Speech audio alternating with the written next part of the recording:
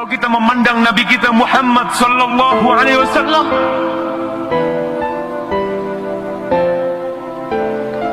beliau telah berkorban segala-galanya untuk kita.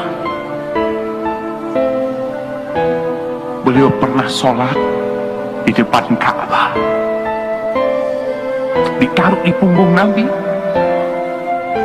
ari-ari onta lagi sujudnya, sehingga kotoran dan darah mengalir ke wajah Rasul sallallahu alaihi wasallam. Sahabat nggak ada yang bisa bertindak.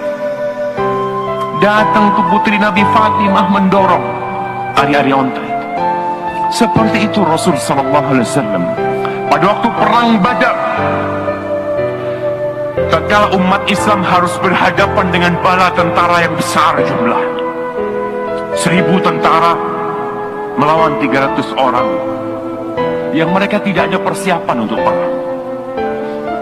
Ketika pasukan perang sudah dipersiapkan, Rasul sallallahu alaihi wasallam di sebuah tenda, para sahabat malam hari tidur, Rasul sallallahu alaihi wasallam berdoa, sholat, mohon sama Allah. Buat siapa? Buat kita.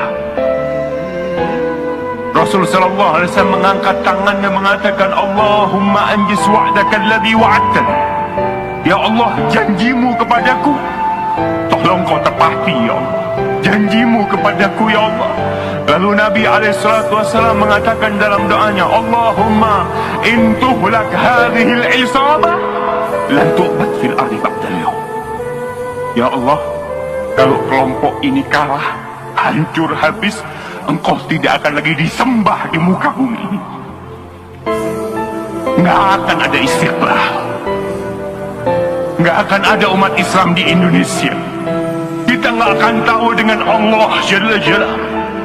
Tapi Nabi berdoa memohon kepada Allah untuk kita. Apa nggak pantas kita bersolawat buat Rasul sallallahu alaihi wasallam? Karena beliau yang menyelamatkan kita. Ketika perang Uhud, Rasul sallallahu alaihi wasallam demi la ilaha illallah sampai gelang-gelang baju besinya nempel di dalam pipi Rasul SAW.